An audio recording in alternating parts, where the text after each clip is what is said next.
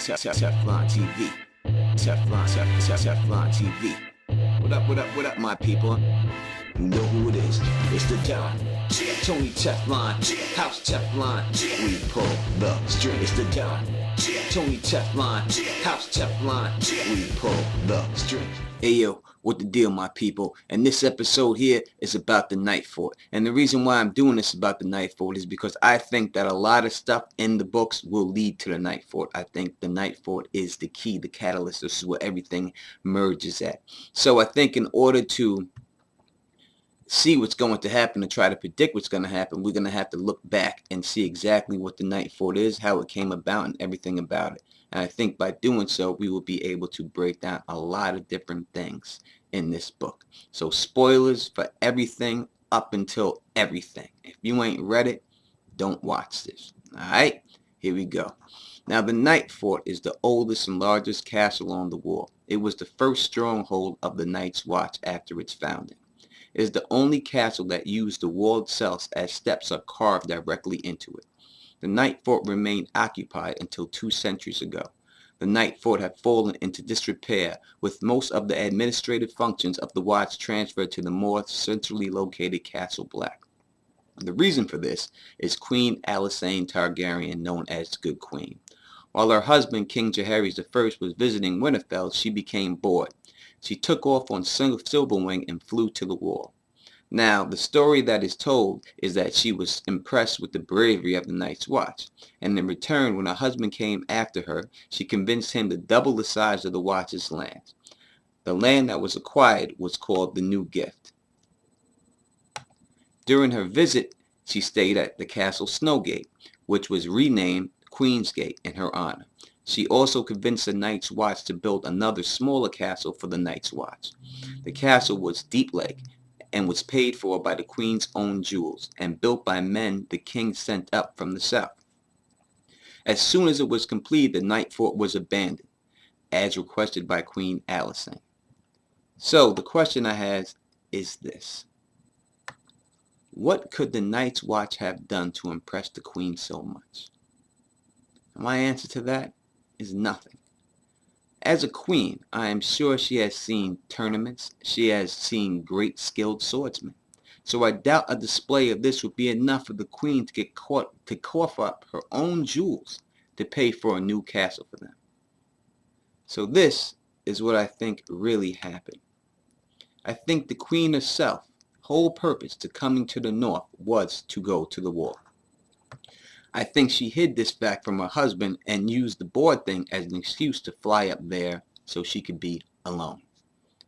Now, Queen Allis was known to have the ear of her husband, and he listened to everything she said. She was known to be his most trusted advisor. So if her plan was to shut down the Night Fort, she knew that she would have to give up something to get this done. And the way she has her husband whipped, and we know he's whipped because he followed her up to the wall, I'm sure she knew that he would okay the castle. Now, if she says, I want this done because they're so brave, and she uses her own jewels to pay for it, I'm sure he's really not going to question it. So that would lead me to my next question. Why would she demand the oldest castle, one named for the men of the Night's Watch themselves, to be shut down? To answer this, we must look at the tale of the Night Fort and the Night Fort area around it. The Night Fort is known for horrific events being held and taking place there, most of them considered to be tales, but I beg to differ. In one of the Night Fort stories, an Andal king visited the Night Fort. The cook killed the king's son and served his flesh to his father in a pie. The gods, angry at this violation of the laws of hospitality, transformed the cook into a massive rat that only fed on his offspring. The tale of the rat cook became an infamous myth about violations of the sacred guest's right. Now, to me, in real life, we use nursery rhymes to explain similar type things that happen. Now, when I grew up with a song that was called Ring Around the Rosie. And the song would go, ring around the rosy, pocket full of posies, ashes, ashes, we all fall down. And all the kids and us, we just fall down, right? Now, I had no idea as a child the meaning of this song. But as I got older, I figured it out. And when I did figure it out, to me, it was kind of hard to believe that parents would allow their kids to dance around something like this. And it was a song depicting people dying of the plague. And the ring around the rosies was symptoms that appeared on your body. The pocket full of posies were put on the dead people to keep the smell down. And the last part were the burning of the bodies. So in this aspect is how I look at most of these stories.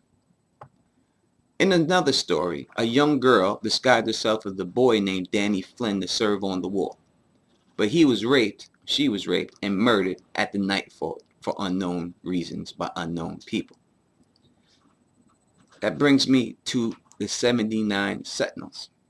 Now, according to the story, 79 deserters of the Night's Watch abandoned their post at the night fort. They went south, becoming outlaws. Now, one of them was the youngest son of Lord Risewell. And when the deserters reached the lands of House Risewell, they sought shelter from his father. Instead, he returned them to the wall. Now, as punishment, holes were cut into the wall of each of the deserters were placed into their own hole with a spear and horn. Then the holes were sealed up while they lived. Now, the reason behind this was that they left their post in life so that in death they continued to do their watch, which is actually a violation of the Night's Watch rules. Lord Risewell, dying, and he was feeling bad, had himself carried to the wall to take the black himself so that he could stand beside his son that he had condemned to this grueling death. That also brings me to the man dubbed the Mad Axe. Now, according to the story, this Redbeard brothers of the Night's Watch took his shoes off and crept around killing all of his brothers with an axe. Then there's the story about the ancient King Sharif, who went to the night fort to call down a curse on the Andals. Also, Simon Star Eyes was a knight who lost both of his eyes. The singers claim he replaced them by putting star sapphires in the empty sockets. He fought with a long staff with blades on both ends and would spin it around, chopping down 2 men at once. Now, he visited the night fort where he actually saw hellhounds fighting. Now, the most famous story of them all, and the one that we know, is the Night's King, the Lord Commander who took the female other as a wife. He used the Night's Watch as his army and ruled the wall, claiming to be king. He committed sacrifices to the White Walkers and the Old Gods by hanging body parts on the Weirwood tree. Later, he was defeated by Brandon the Breaker, who was known as King of the Winter at this time, and Jormont, the king beyond the wall. Now, from the TV show, we know that he isn't killed and he was only defeated because they blew that up. So, how could he have escaped? And why would he have been doing sacrifices to both the White Walkers and the Old Gods? Now, the only sacrifices to the White Walkers that we know about is really Craster, who gave all of his male sons to the White Walkers. Now, I don't see how he could have done this if there were no women around. It is said that he gave his seed to her, he gave his soul. Now, was she the last female White Walker? I don't know. And is giving sons, as Craster did, become a later sacrifice to the White Walkers because they cannot have any more kids because she was the last one? Or did the King of the North or the King of Winter get involved because they were kidnapping sons and bringing them up there to do sacrifices, and that's what got them involved, and the Wildling kids too. Now, I tend to think so, meaning that the Craster White Walker sacrifice came after. And I think the description of Simon Star Eyes sounds like a half White Walker, half human person. But why sacrifice to the Old Gods? Well, he is the King of the North, and the children of the forest helped build the wall. Now, I have told you they worship a demon tree named Egg, and people did not want to believe me. And Egg, who was known as a pale white tree, was known to eat humans, bones and all, and he was killed by the Grey King, who used him to build his first ship. Now, many people, as I said, don't believe me when I say this. So, this brings me to the Black Gate. Now, the Black Gate is hidden gate that allows passage to the other side of the wall and is old as the wall itself. So I think that the wall was built this way, and this was the only way. When the wall was built, this was the only way you could get through. Now, it is set deep in the wall of a well at the center of the kitchen, is made of white weirwood with a face on it. The face is old, pale, shrunken, and wrinkled with white eyes. When someone approaches the black gate, the eyes open. They are white and blind. And then the door asks, "Who are you?" And the man of the night's watch must repeat this part of his vow. I am the watcher on the wall. I am the fire that burns against the cold, the light that brings down the dawn, the horn that wakes the sleepers. I am the shield that guards the realm of men. The door will open, then saying, then pass. The door's lips open wider and wider, still until nothing remains but a great gaping mouth and a ring of wrinkles. Now this, to me, is no doubt a representation of Ig. And you can find many points in this book where you can find bones found in the mouth of weirwood trees. If you go through the book, you will see it over and over again. And we know that this door is not a talking door. This is Bloodraven, not Bloodraven, but a green seer sitting on a throne talking to these people through it. All right? Now, blood sacrifices used to resurrect people, for me, come from the children of the forest. That is why you see them doing blood sacrifices all the time. And that is a derivative from Ig. And I think that they only work on children of the forest, people with their blood, or people with skin changing or walking ability blood. And I think we can see this happen in Khal Drogo. And Khal Drogo wasn't any of these. And I think that is why the resurrection spell that was put on him by a mirror master did not work. Now, if you look at what she said when the spell took place, it kind of points it out. She says this, and I quote, "Strength of the mount go into the rider," Miri sang as horse blood swirled into the waters of Drogo's bath. "Strength of the beast go into the man." And that is from Daenerys, on Game of Thrones. So the beast into the man sounds like, to me, warging or skin changing. And if Drogo would have been a skin changer, he would have been able to come back. And that's why I feel. Also, in Bran's last vision, it's almost the exact same ritual. If you look at the way the person is using the sickle to slice the throat of the person, the same way Mirror Master slices the throat of the horse being performed. And at the end of it, Bran tastes blood. And he has the ability to taste this blood because he is a skin changer warg. Now, let's get back to the door real quick. So the children built this door so men only of the Night's Watch could pass through. And also they could see, to me, what was going on. I also believe that the children on the last Green Seer are behind all the crimes that happened here in the Night Fort. Here we go. The Mad Axe goes crazy for no reason and kills his brothers. Danny Flint gets exposed as a woman and then raped and murdered by people no one knows, and no one knows why. The Rat Cook, for some unknown reason, kills the king's son. And I think the common link between all those stories is no one knows why these things happen. And I think it happened because they were skin changed and set up for these crimes by the children and the last Green Seer. Now, don't you think it's kind of weird that the children have never attacked the Night's King? You know, it's never said anything about that. He was so bad that they had to remove him from all their records, right? Both kings had to team up to defeat him, but the children were nowhere to be found. So that brings me again to the 79 Sentinels. and what purpose do they serve to the book, their story? And I think it serves two purposes.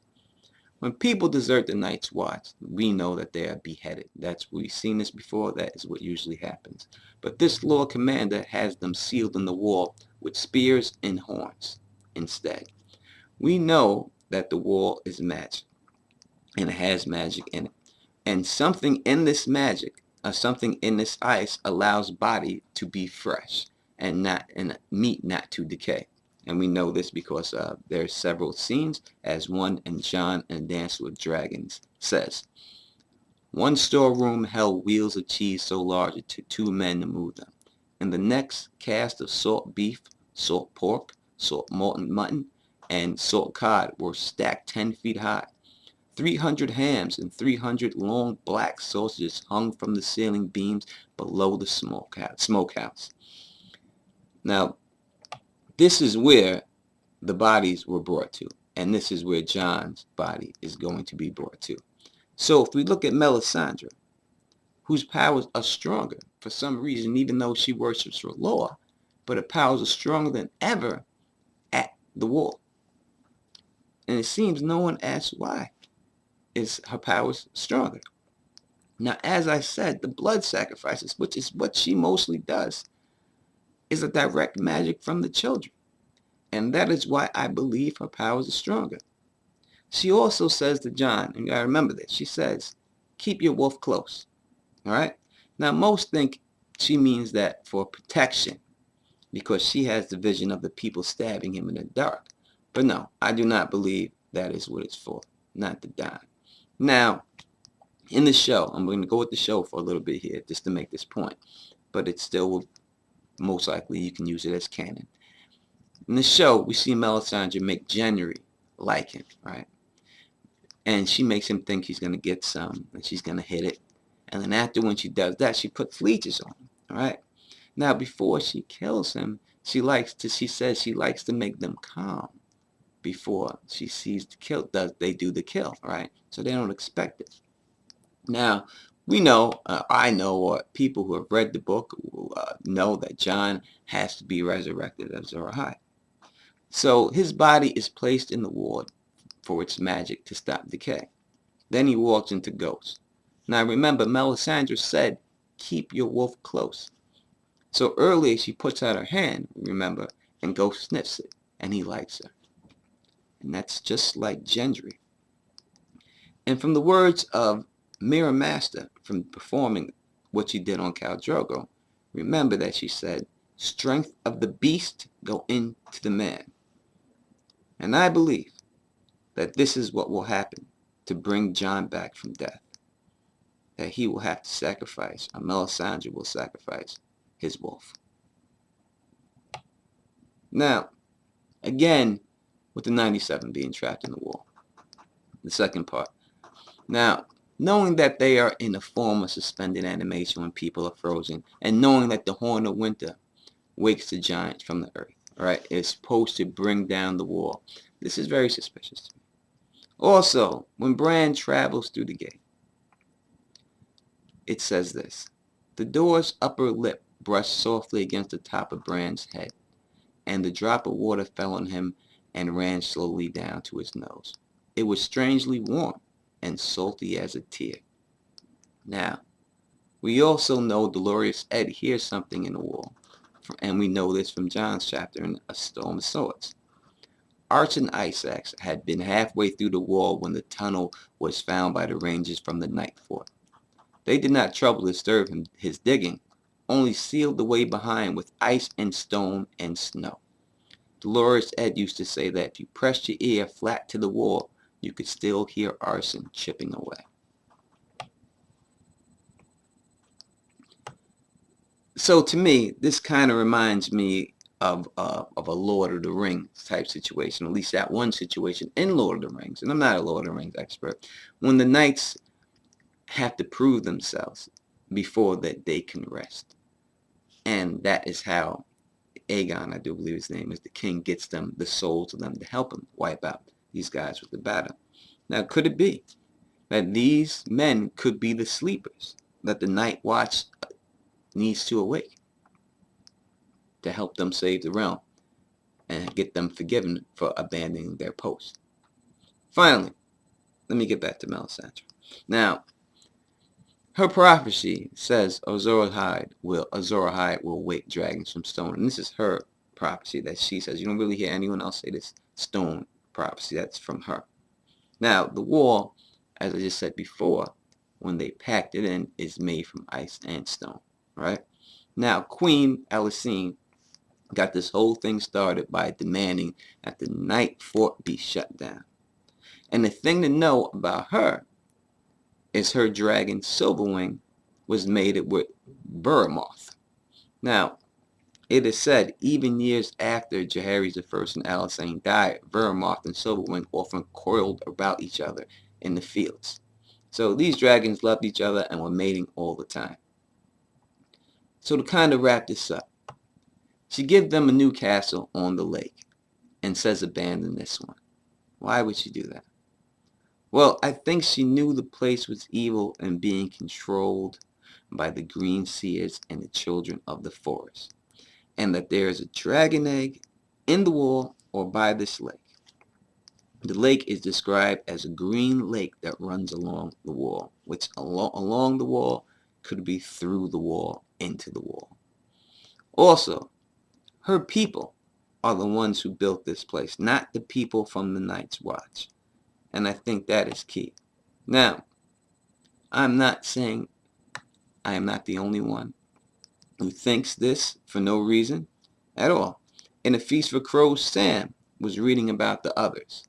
And when he leaves the room and he rides the elevator, he thinks to himself, could Silverwing left an egg behind? Now, while he's going there, he doesn't like to take the elevator.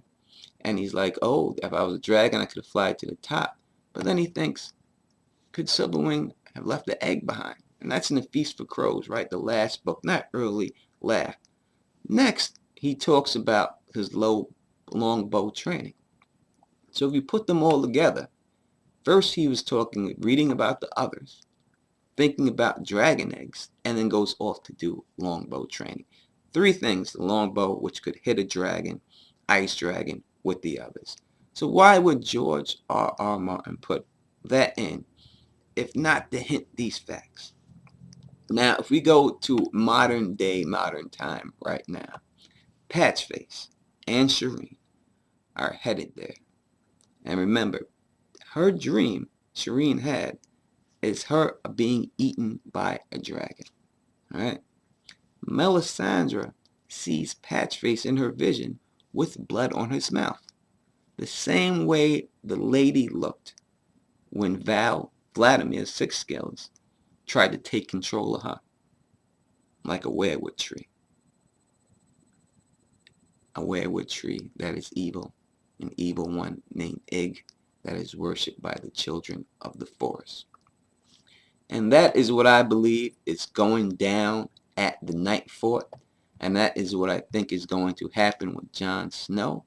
And that is what I think is going to be found there. That this dragon egg of Silverwing is in there. And if you look right now at the castles that are right next to the Night Fort, Jon gives it to, I forgot that lady's name, who took the castle right next to it. One of Mance Rayder's generals, but she took it. And what would she have? A weirwood mask. And she went there to take that castle right next to it.